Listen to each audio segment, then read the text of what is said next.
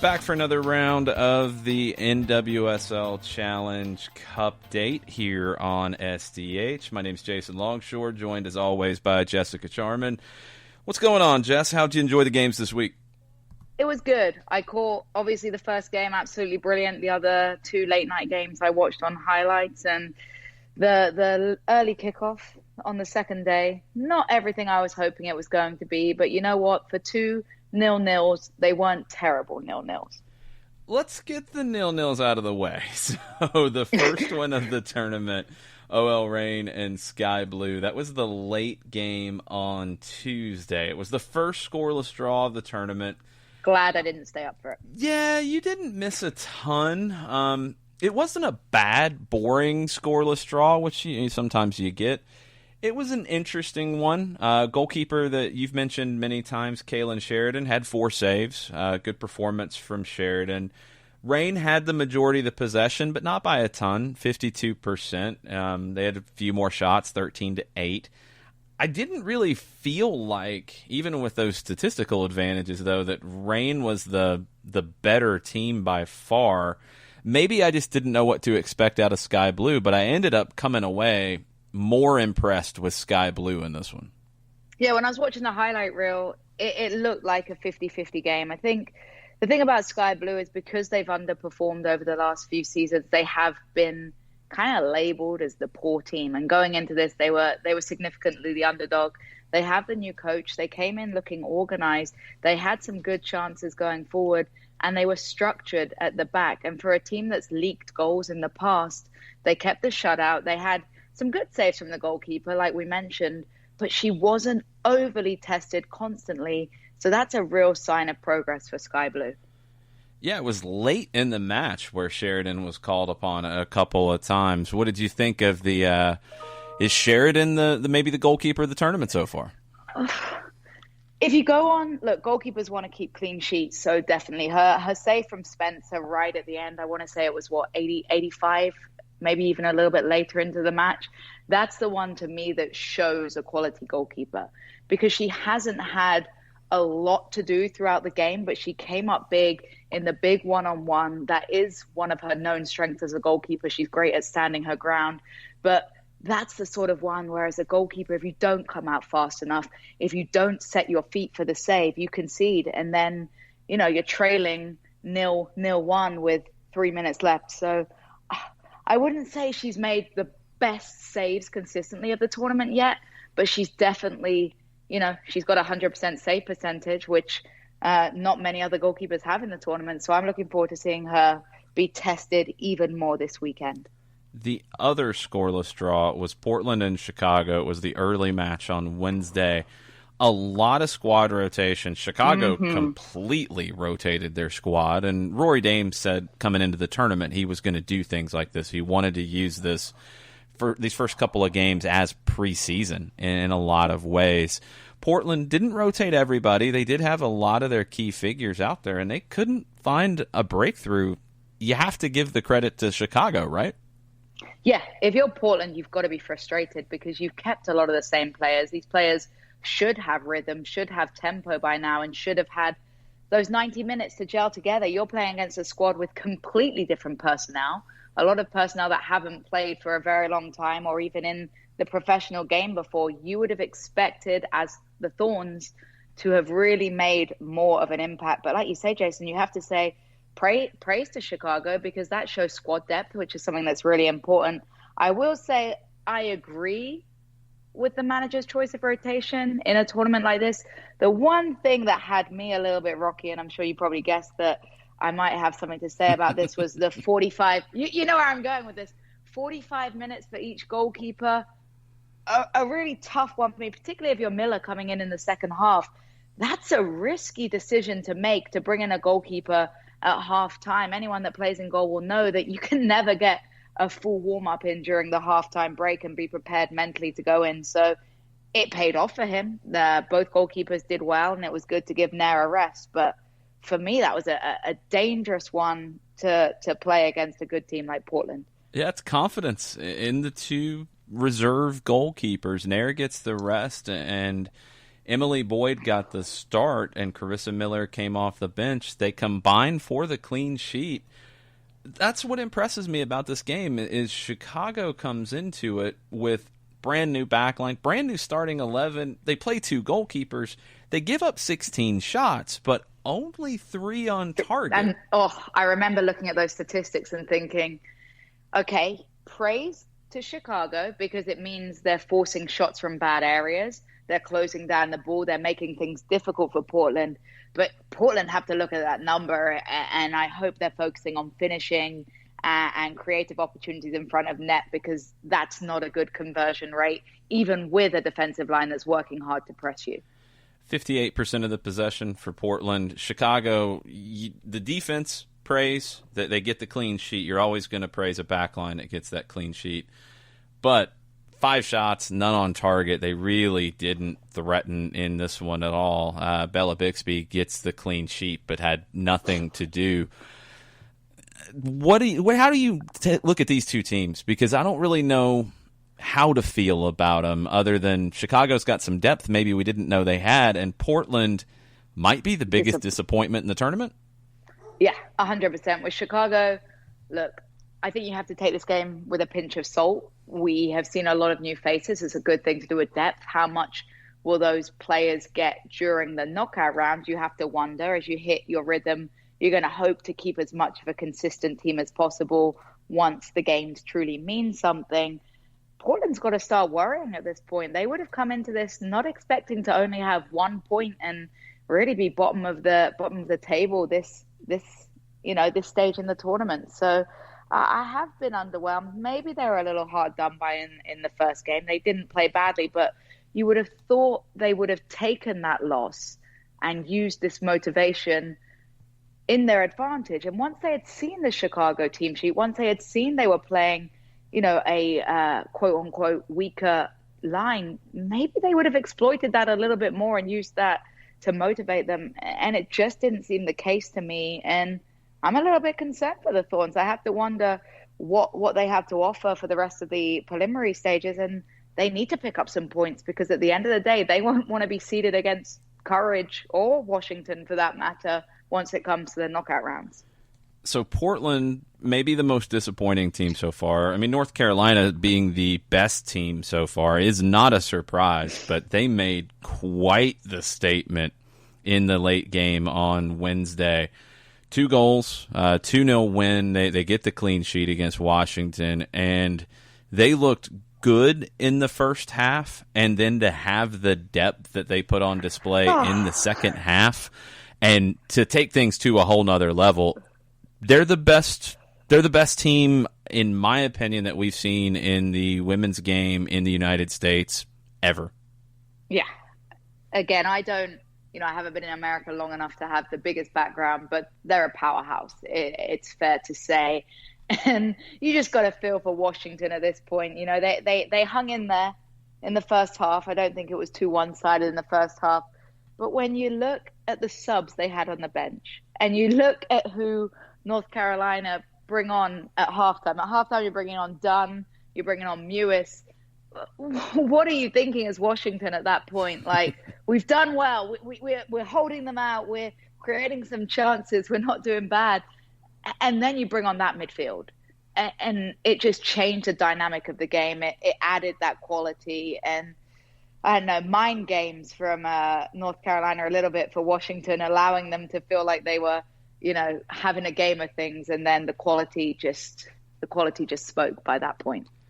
Yeah, this North Carolina team is just – it's fun to watch. And as I was watching this one, maybe it's just because Liverpool recently won the Premier League title and there's been a lot of talk about how Jurgen Klopp's style has evolved. But when he came in, his time at Dortmund, his early teams at Liverpool, it was heavy metal football. That was the description because of the press and because they didn't really – necessarily have playmakers. The press was the playmaker.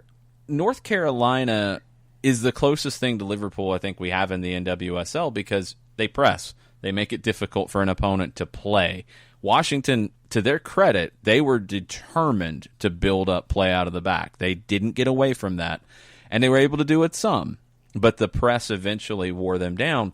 But the thing about North Carolina is it's not just press and then immediately go to goal. It's press and then find Debinha with her talent. Sam Mewis can pick out a pass as well as anybody. We know what Lynn Williams can do on the ball. Crystal Dunn doesn't get enough credit as a playmaker. It's not just press to create because you don't have the players who can create on their own. It's press to disrupt, and then it's beautiful in the attack.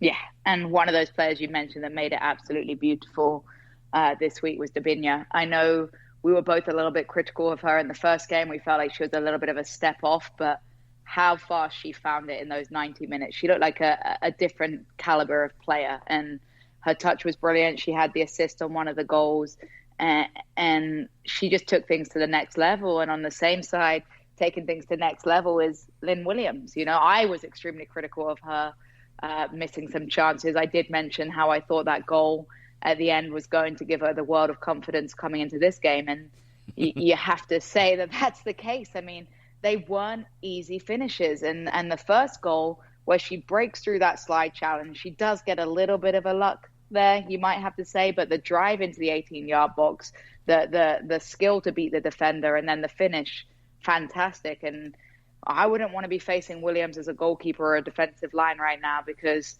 one goal after a frustrating game, 2 goals in a really good game, she's getting hot right now.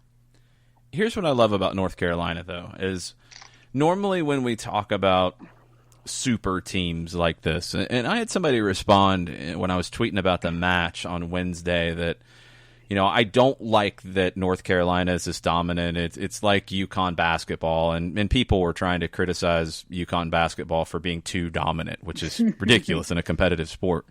But what I like about the way that they're dominant, because you have to take it that next step and look at what are they doing to be dominant. We talked about the tactics, but they're not doing it the way everybody else does it.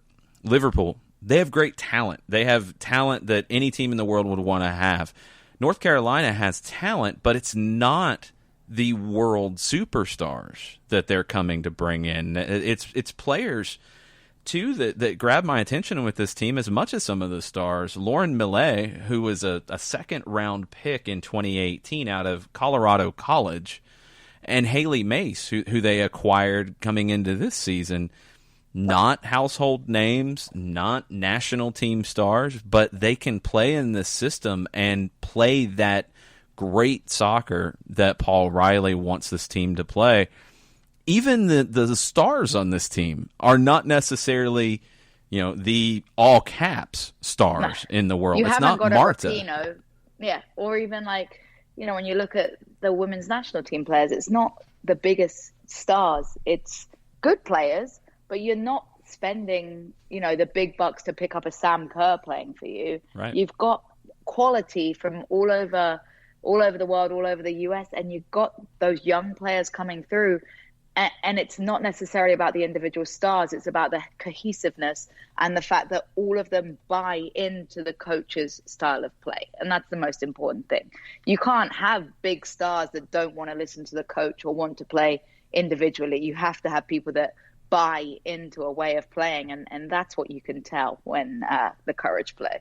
And it's a credit to Paul Riley because, I mean, he's able to, in this match, in the first half, start Millet, who is coming into her own in this event, start Addison Merrick again at right back. And Addison Merrick looks like a seasoned veteran. This was her second professional match out of Kansas University. You're bringing these players in. You have the expectation. You have the veterans who can make these players feel comfortable. And it just keeps rolling on. Like, there was a noticeable difference when the subs came in, but it's not like North Carolina was struggling before that. No, and that's how you create a legacy, though. That's the team where if you have aging players, but you're bringing in the youth to learn from the stars, you have these veterans that are, you know, adjusting those younger players. That's how you stay good for the foreseeable future, because you haven't got rounds of being a talented team. You haven't got, oh no, 5 of our players are done. Now we're going to have to find a way of replacing them. He's kind of bringing in people in advance so that when these players do get older, when they do need to retire, that you've got blood that's already played plenty of games. And it's tough when you're the Washington Spirit coming into this one, because this was a game where they had a lot to prove. And the gap between the two was shown. Washington didn't look completely out of their depth, but they looked like a team that hadn't run up against this kind of team before. And Rose Lavelle, who was so good in the first match, you could tell she was getting frustrated dealing with North Carolina's press and trying to take the weight of the game and put it on her shoulders. That's a difficult spot for a young player. The opportunity she got, she's used to getting time on the ball to drive forward, to get closer to the 18-yard box. The couple of shots that I saw were she's being forced to shoot from 35 yards out, hoping it gets a wicked deflection. It's not Lavelle's game. She's used to having time on the ball, and she's still young, and she's got a way to go with her game, and you could tell she was getting frustrated, and there's times where you can't force it. And I think there were on occasions moments in the game where she tried to force the way she plays, and that's something that you'll just live and learn from. You have to get that experience, and she should be better off for it. I still think Washington can meet this team again in the final. I hope they have a rematch in the knockout round, wherever it falls in that round. I'd love to see this game again now that Washington has been through it, and maybe they adapt a little bit. Maybe they don't try to build up play out of the back. Maybe they try to skip the lines a little bit. Maybe they try to change the tactics. I'll be really curious to see a rematch between these two. 100%. And hopefully it is a final, because that would mean two of the best teams made it to the final. We'll see about two other teams that we really didn't know what to expect from Houston and Utah coming into this, but they put on the match of the tournament, had everything, all kinds of craziness. It was a 3-3 draw. I mean, we could probably do an hour about this game. We're not, because it was a few days ago. Just a couple of things. Amy Rodriguez, I thought, was outstanding on the first goal. Great cross, great assist. Houston, Kathleen Naughton didn't really get a lot of credit for that ball out of the back on Rachel Daly's first goal. Such a perfect long ball into space. And then you've got to give Daly credit, too, because I think it was described as like a poor touch at first. But when you're a striker and you have the space she did in the 18, you love to pop that ball up a little bit and let it rip. Yeah, she knew exactly what she was going for. And it was just the composure she had in the box to do that, and then the quality of the finish. Sometimes when you pop it, you have the tendency to get underneath it, and it could go anywhere. But she ripped it, and fantastic finish, gave the goalkeeper no chance. But like you say, you've got to look at the vision for the ball to find her in that amount of space. It was a cracking assist on that one. Yeah, it was a great goal all the way around. You get the ball from Naughton out of the back, you get the cross to Daly, and then a great first touch to set up that shot. Daly got her second on one of the most powerful headers I've seen in a while. To generate that much, like, again, we talk about the delivery. Fantastic. It was a corner, right? Yep, I think it was a fantastic corner. She's central. She times her run perfectly, but she's still probably 6 to 8 yards out, gets enough height, but must use her neck muscles so much to get that much power, because she doesn't really get the direction on the header. It's pretty much straight at the goalkeeper.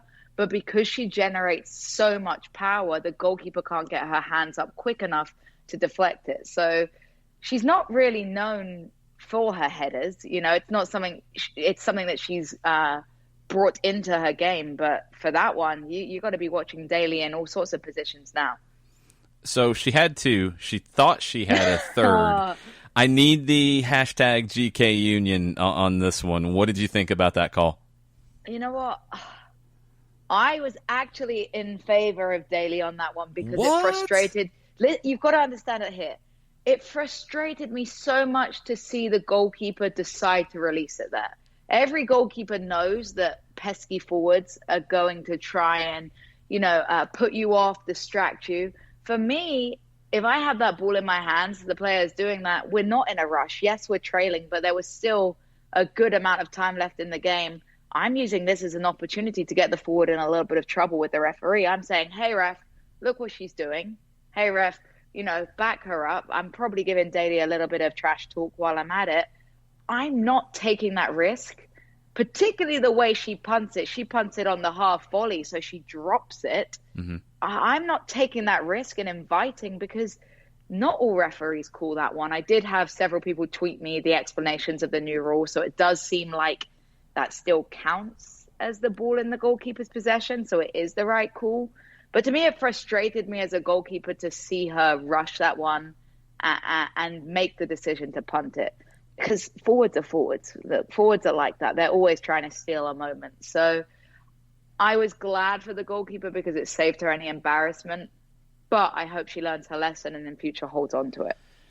Yeah, it's the right call. I mean, it's a judgment because you're making two judgments here. The interpretation from everything that I've been able to tell is correct. If it's a drop kick, the ball coming back off the ground is still part of the motion of bringing the ball back into play. It's it's like a punt, but it's a drop kick, and that is protected. I know there were some people trying to say that the ball was on the ground, it came off the ground, so it's fair game. Not in a drop kick scenario. But when you go back and look, Daly didn't get too close to the goalkeeper. There is a gap. Yeah. The ball is already in its upward motion after she's released it from her kick. It's not like she blocks it at the moment of connection with the ball. The ball is already on its way up.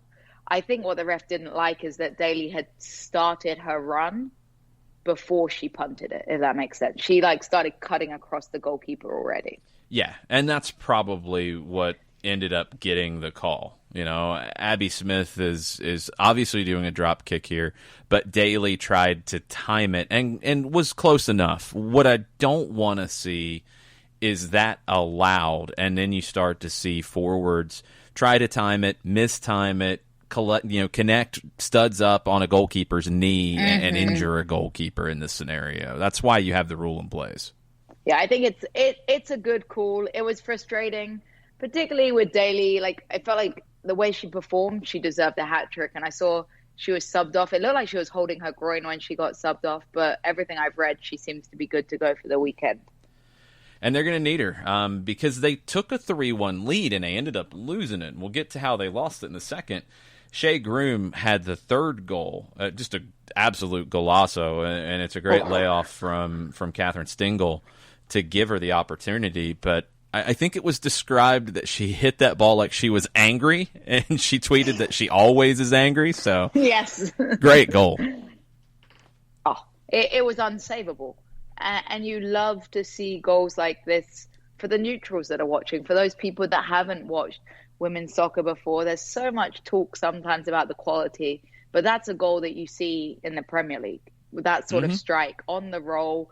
The positioning in the back of the net, in the side netting, fantastic. And she made it look easy. And when the ball's moving at that pace, that's not an easy strike to connect with so well. You said unsavable about that one. The free kick from it Vero drives Boquete. me insane, Jason. Uh-oh. I was disappointed with Campbell because I felt like she had every opportunity. We spoke about it before because Nair hadn't been fantastic in her performance. She had every opportunity to showcase, to the women's national team that she deserved a pick. She almost had a Nair goal in the first few moments. I don't know if you watched the whole game, but with the ball at her feet, she almost did exactly the same as Nair. And then with the free kick, the wall just baffled me. I don't understand there. I think I figured it out. Okay, I think I figured it out because I went back and watched it because I had the same reaction you did. You see that gap and it's like, wait a minute, what did Campbell do? Did she not tell the wall? Did the wall not hear? Did the wall not do their job? If you go back and look at it, and remember, if you're an attacking player now, you can't join the wall like you used to. You have to have some space. There was a Utah player who got in that gap as the wall was being set up and got asked to move.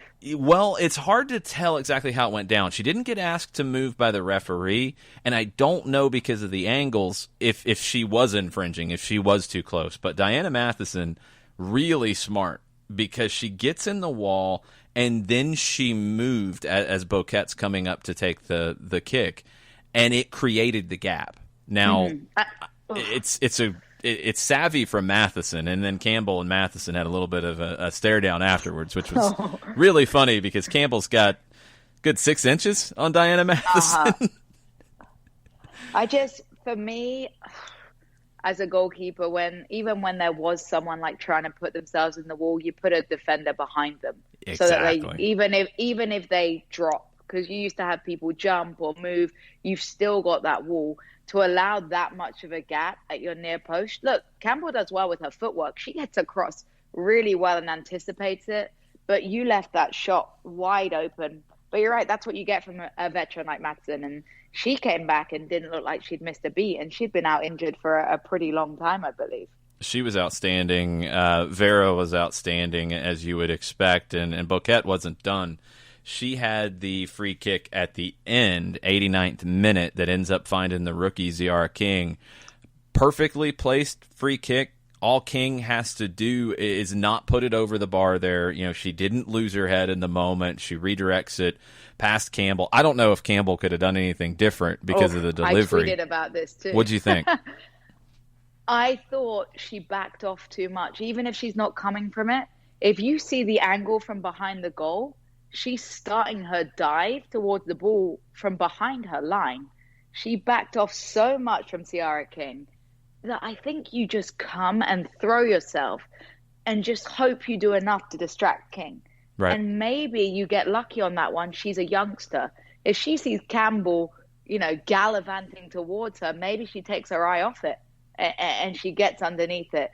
For me, Campbell just backed off far too much and looked timid. And I'm wondering if she was kind of thrown by, the demise. It's difficult when you go from 3-1 up to 3-2 and you're hanging in there.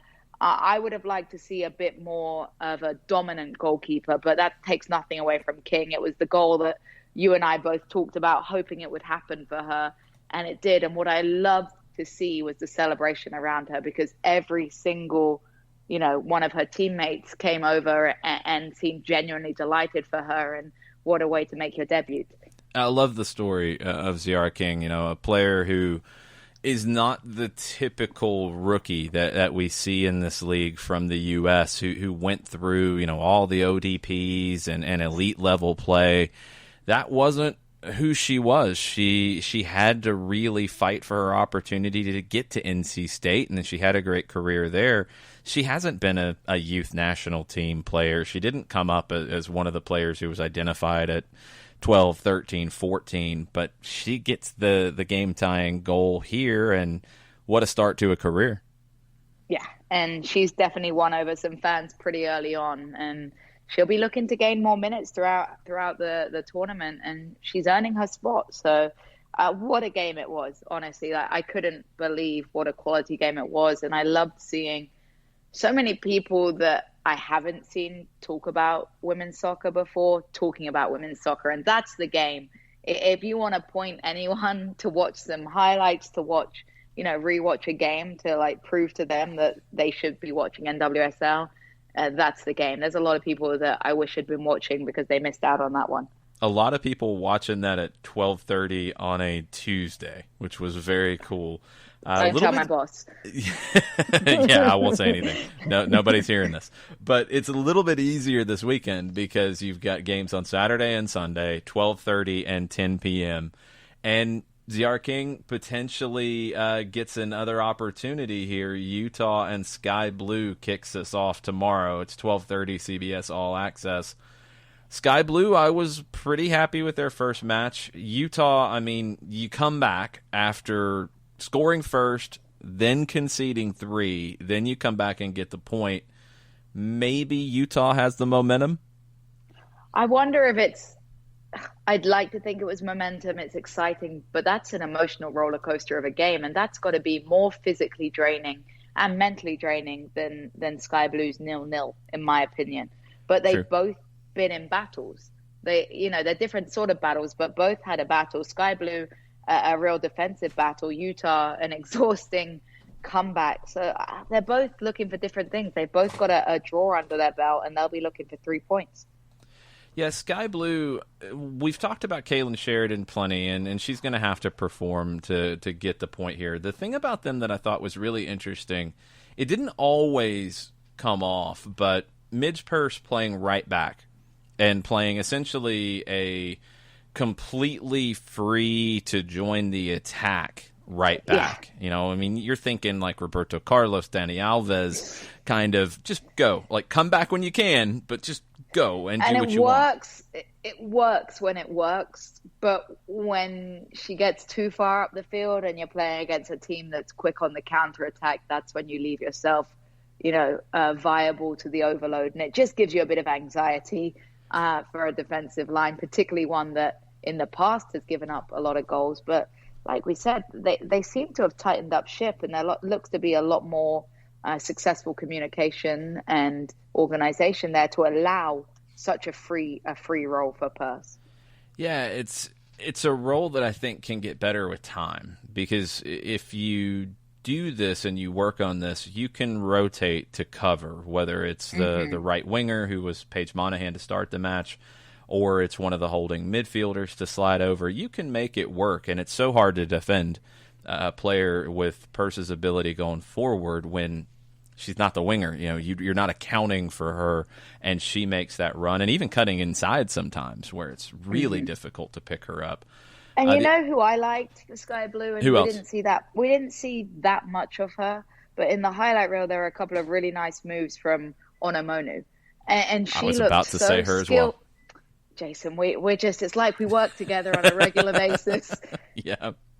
I just loved her composure, the way she drove with the ball, but she's not just athletic. She's got those skills. She threw in, a couple of step overs here. She had players, bending backwards, having to twist and turn, and she'll get more into it as it comes. But if you give her that freedom to run at you and take on players, what I would have liked to see her do a little bit more, though, is beat the final defender. There were moments where it looked like she had been able to skip past two. She just needed to beat the third, and then she would take the shot too early from too far out. So hopefully she can, get through and find the right time to pull the trigger. But I thought she looked like a dangerous player and was one of Sky Blue's best kind of moving players. Really intelligent hold-up play.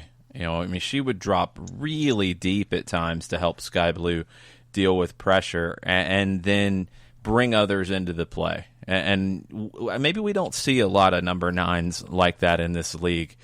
If they can keep working on that with Purse getting forward, and it's something that Freya Kum has said, we know that Purse has been an attacker, but they want to see her work on this. They feel like she can be a game changer in this kind of role. So you continue to build there. You have a number 9 who can bring others into the game.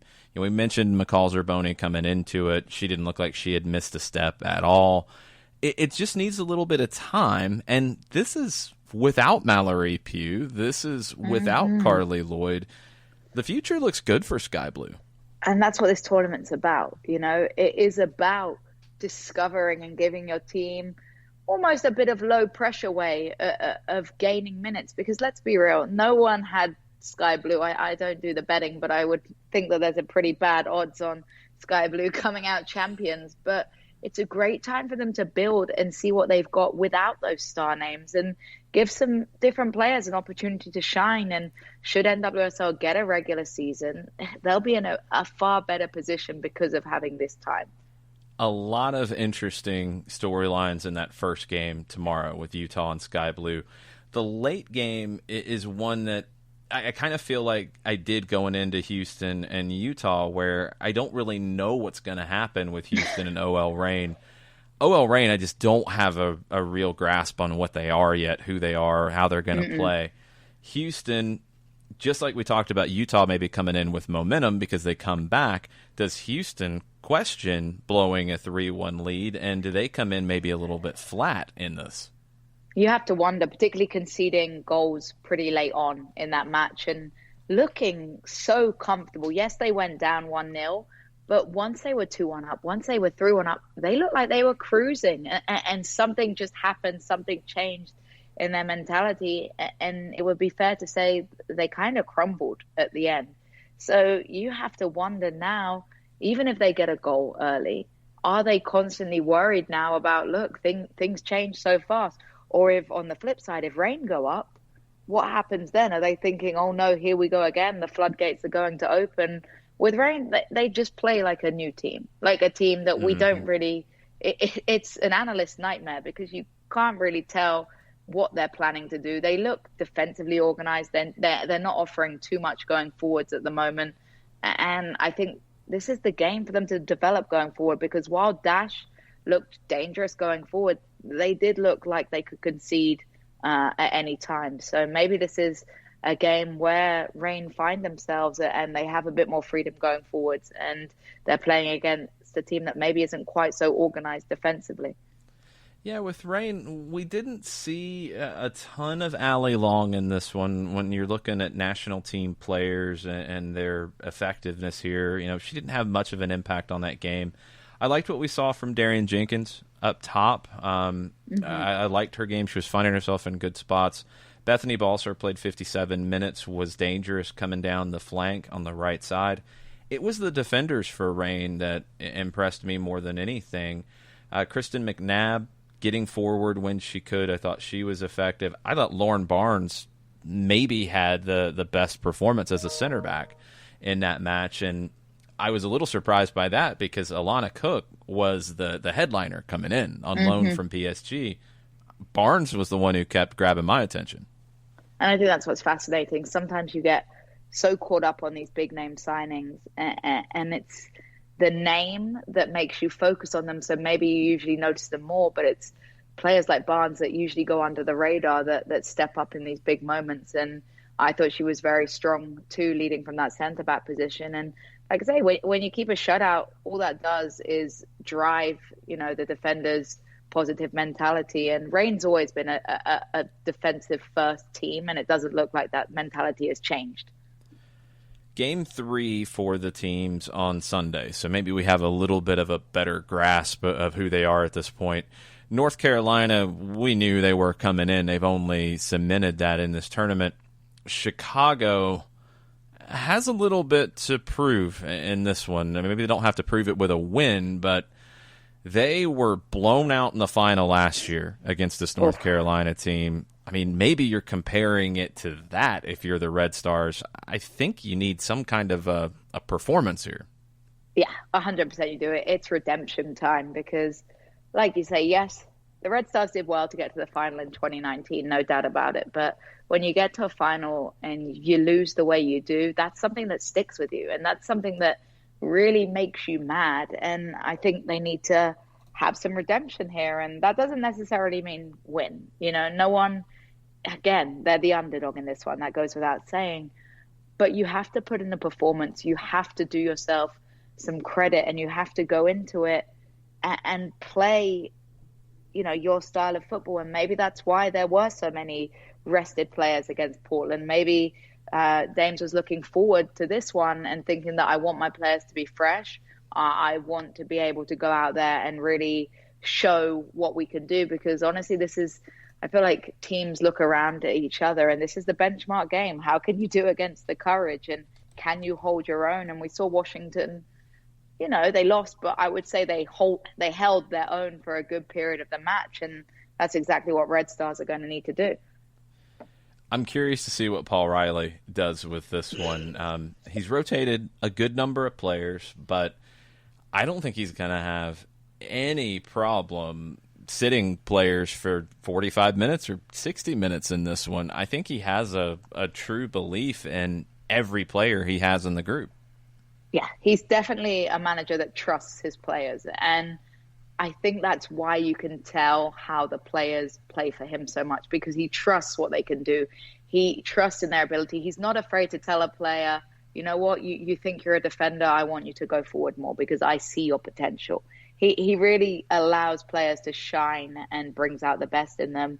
And you're right, with the new rules as well, with 5 subs, you can kind of take your time. You can have that squad rotation and know that, well, guess what? If things aren't going the way I want them to, or I want to throw in one of my big names for the last 20 minutes or 3 of my big names, I have the ability to do that. And we saw he wasn't afraid to make substitutions at halftime. And I can see some rotation, but I can also see plenty of big names getting some opportunity on the pitch. When you've got the 5 substitutions and you've got the depth, you can really make them work for you. And we saw it in the second half against Washington. And you think, and you look at who came in the second half, they played 45 minutes. A few key players like Kristen Hamilton played even less. You're going to be rested coming into this game, even with the way you've played so far. Yeah, and you know what, though? That drives players, because even though they understand why they're being rested, they're not enjoying it. So they know, you know what, if I've got 45 minutes, if I'm given 45, if I'm given 20, I'm sure going to make that the best 20 minutes, because I want to make sure that when he is picking his best 11, that I'm in it. The game that I'm most excited about this weekend is the last one, because I feel like there's a good bit on the line here. 10 o'clock on Sunday, Portland and Washington. Washington got everybody excited in game 1. I don't know if people have jumped off the bandwagon after the loss to North Carolina. Have you? No. I think they learned some things there, but we're going to find out on Sunday night, because they're facing a team in Portland that has a lot to prove. Yeah, Portland's coming in with a chip on their shoulder. Like we said, they wouldn't have expected to be in this position where they needed to pick up 3 points, the first 3 points of the tournament. On the flip side, you've got a young Washington team that's taken, I wouldn't call it a damaging loss, but I think it would have been mentally draining for them. It would have been a wake-up call. They were probably on such a high from their first victory that this was kind of a bit of a reality check. And I really hope they kind of dig deep here and they've regrouped and they show maturity beyond their years, particularly a player like Lavelle, who, like we mentioned, had a tough one. She didn't play badly, but it's never going to be easy to play against the Courage side that doesn't let you play the way you want to play. So she needs to come back and respond well and hopefully find that same rhythm that they had in the first game. And Portland's got all eyes on them. I feel like a lot of people pip them to be a performing team in this tournament and someone that might be able to put up a good challenge. And like we've said, we just haven't seen very much from them. They've just been underwhelming. Yeah, they haven't really shown us much. I'll be curious to see what Portland comes into this with, because I feel like they have to perform here. And Washington does too, but it's a little bit different conversation. And the thing about Washington that I think is unique about this match specifically, you look at the schedule they've had, and you might think, okay, it's game 3 in a fairly short period of time. Maybe they're not the deepest team, but you need to keep people fresh as you get ready for game 4 and then get ready for the knockouts. Well, they've got a whole week off after this. They don't play in the midweek. They don't play again until Sunday, July 12th. So a whole week. Yeah, you can roll with everybody in this game, and then you do get Houston in your last game. And hey, coming in, maybe you didn't think that was going to be as much of a test. I think it's going to be more of a test than maybe you thought coming in, but you get a week. I think Washington goes with their full strength team. 100%, particularly when you've got a young team like Washington. You're not worried so much about their recovery time. I think they go in, they play their full team, and now looking ahead, you're looking at a different game with Dash, and you want to make sure that when you play them, your players who have had a week off haven't had a week and a half off. Because when you talk about squad rotation, it can be a good thing when there's short games because the players are still getting lots of minutes in a short space of time. But you don't want to rotate someone right now and then they don't get action for 9-10 calendar days. So I think Washington will be enjoying their schedule. Yes, they're going from a tough game midweek to this one, so maybe they're a little fatigued, but at least they can look forward knowing that, we might be a little bit tired, we might be sore, but we've got all the recovery time in the world in terms of the grand scheme of the tournament. So I think they go in strong, and I think Portland gives their full lineup too. They made a few changes midweek. They did play a lot of the same players, but Portland really can't afford to rotate too much, I don't think. I think they have to put what they think is their best team in on Sunday. Yeah, they have to, because you look at the table and it doesn't mean too much until we get through Saturday's games where everybody's played twice. North Carolina looks really good for the number 1 seed, and Portland, with 2 games under their belt, right now is at the bottom along with Chicago. They're going to be looking at one another in the games on Sunday to see who separates themselves from the other one, but also they're going to be looking at the results on Saturday, because everybody from the games on Saturday, all of them come in with 1 point. All of them come in after draws. You do have Utah and Houston, at least with goals to their credit, but the table's going to be really interesting by the time we get to Sunday. And that's going to be tough as well, almost. That's a bit of a mental challenge there, because you do, as much as people say, I don't check around, when it's league games, I only focus on my own team. It doesn't work like that, particularly in a tournament setting where you know about how it's going to impact your seeding. So they're going to go into it knowing whether, a win will take them out or if a draw will be good enough. It could be, if there's a lot more draws picked up, it could be a really tough one where if you lose, then you are solid bottom. And solid bottom probably means you play North Carolina in the quarterfinal, and that's not what you want. That's your death wish. You're looking at playing them in the final. You don't want to play them early on. So it's a tough one, but you know what? I think that's what's so exciting. And look, I wish Orlando was there. I think it would have meant a different style, knowing that one team didn't even make it. But it's kind of nice to see how these coaches tactically manage once they know where they're going to be seeded. Once game 3 is over, it'll be really interesting to see how they set up for game 4. Yeah, that's where I'm at going into this second weekend of the tournament. Is we went into the first weekend and wondered about how you deal with Orlando not being here, how you deal with some of the big names but not being here. But now we're not really talking much about that. It's talking about where these teams are, what they've shown, the players who have emerged that I hope become household names by the end of this. We're talking about the soccer, which is the great part of this. That's been the story, and you have to give everybody credit for getting this on the field and getting it done. And as Paul Riley said, after both games, is the style, the quality of these games is a credit to the league. People are going to come back seeing soccer played at this level, and it sounds like the ratings are showing that and bearing that out. Yeah, we had a couple of people, I know Meg on The Athletic announced on her podcast that the first game, and yes, it was on CBS network, so it's going to be easier to watch, but the viewership on that game was more than the entire 2019 season on, I believe it was ESPN that showed 2019, was it, or Yahoo?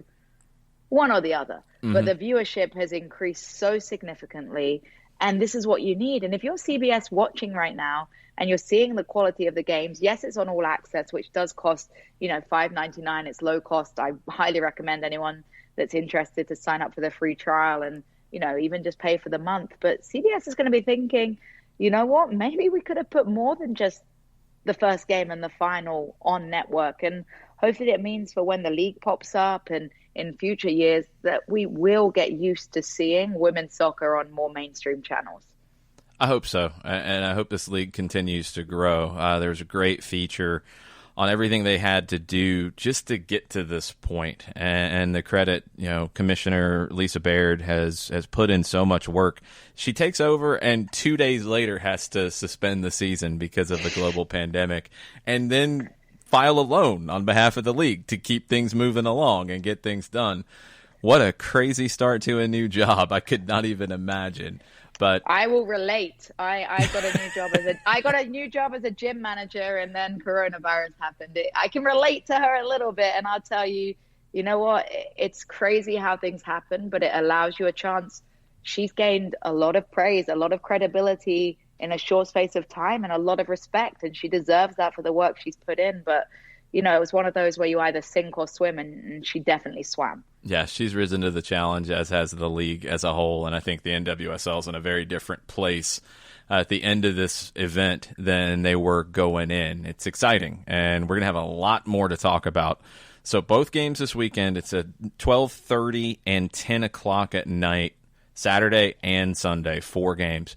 We'll be back on Tuesday to recap those games, look ahead to the doubleheader on Wednesday, and then another weekend the following weekend where things will really come into focus going into that as to how this tournament bracket is going to look like. The final weekend where you're playing for placement and you're trying to avoid North Carolina and you're trying to avoid potential matchups in that quarterfinal, it's going to be a lot of fun, and we're just only starting to ramp up now. Yeah, if this weekend was something to go by, or this weekend's matches are something to look forward to, I could only imagine next weekend what quality we've had so far in the tournament. And, I'm almost hitting that point of getting a little stressed out that we're almost halfway through. It's like a World Cup where it's like, oh man, this is so much fun. I don't want it to end.